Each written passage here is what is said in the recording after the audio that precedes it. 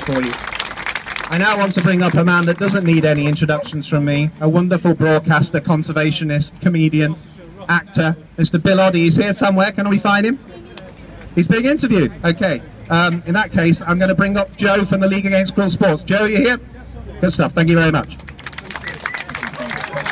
Thanks very much, Dominic. And I'm an unworthy stand-in for Bill, although I'm beginning to look like him. If you noticed, I'm growing the beard and the hair. Look, it's fantastic to see you all here today, and it's fantastic that we're going to have this great debate in the House this afternoon. But actually, I'm dismayed and angry that we're even having to do this. You know, this is supposed to be a democracy, and government policy is supposed to be based on science and facts and what works. And none of that is true for the Badger Cull. And I think back over the last 2 years. Remember when we were all debating that first research, which showed that a Badger Cull can play no meaningful role in reducing bovine TB? And I thought, right, okay, this is a good report. And by the way, 11,000 badgers died to produce that science. I thought that's a good report. The next thing I hear is they're thinking about licensing shooters, licensed gunmen to go out in our woodland and shoot badgers, which was all to do with cost because they didn't want to trap them because it was too expensive. And I thought, no, that can't be true. I was dismayed. Then we had the is it on, is it off, is it on, is it off, because the NFU couldn't bully enough people, enough farmers to join the cull in time for them to do it. And that was that year. And I thought, well, maybe, you know, there's another year now, maybe they'll see sense and hold off. And did they? No, they didn't. Then we had the start of the bullying and arm twisting and secrecy around trying to get all the farmers in the cull areas to sign up and pay for the cull. And I thought, I couldn't believe what was going on. Then we had the first badger shot.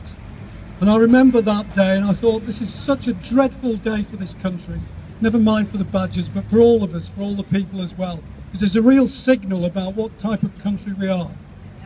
And then I went out and I met decent, honest, compassionate people wandering around our woodland at the dead of night in driving rain, in gale force winds and thunderstorms, all in our woodland, our countryside, trying to protect badgers from licensed gunmen in our countryside. And if you think about it, it's unbelievable. It's absolutely unbelievable. And then, you know, we had all the badgers have moved the goalposts, fixing all the statistics and all this sort of thing. And then we've had the expert report, which says that it's inhumane and it was a fiasco and a shambles, which we knew. And yet we've still got a government whose stated policy is to extend these culls to 40 other areas across the country. Now, I've been wondering why on earth is this happening? And I can only think of two things. The first is that the culture in this country is that wildlife are pests. They have no intrinsic value, in fact the opposite, a negative value. They're pests and they should be dealt with. And the way that we deal with these things is to kill them.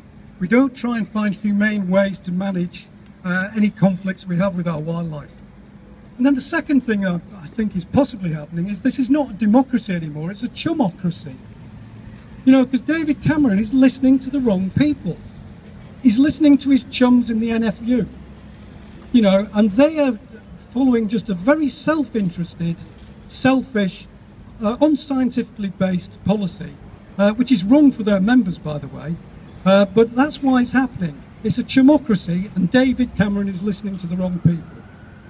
Now, I know this is about badgers today, but I hope you don't mind if I say something about the Hunting Act, because the Hunting Act has never been at so much threat as it is over just now at this moment. David Cameron is trying to amend the Hunting Act, which would destroy the Act, and it's repealed by the back door.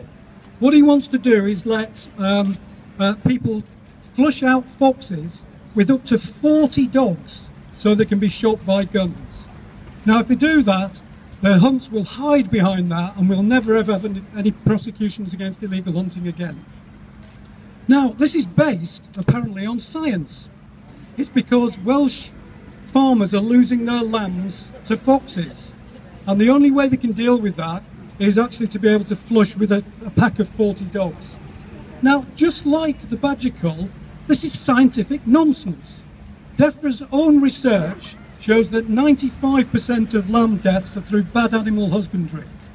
It is a fraction of 1% which may be due to foxes, but they can't tell whether that lamb has died already and then been scavenged by a fox or actually killed by a fox. So there's no science to this. This is a backdoor way of repealing the Hunting Act. And we're saying to David Cameron, come clean. What is your attitude towards the Hunting Act? And what is your attitude to the Badger Cull? And we're saying as well, bring on the vote on the Hunting Act. They've promised in the coalition government agreement that they will have a free vote of conscience in the House of Commons on the future of the Hunting Act. And we say, bring it on.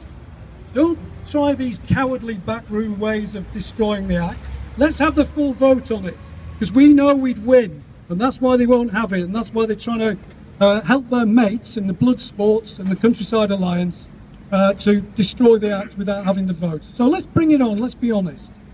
So today, I hope that MPs here will voice the opinion of science, be on the farmers' side to get a true answer to bovine TB, and speak up for all of us, because the majority of people in this country don't want to see this going forward, and tell David Cameron to get some new friends. Let's make friends with badgers, foxes, hares and deer, and then perhaps we'll get some sensible policy out of this government. Thank you.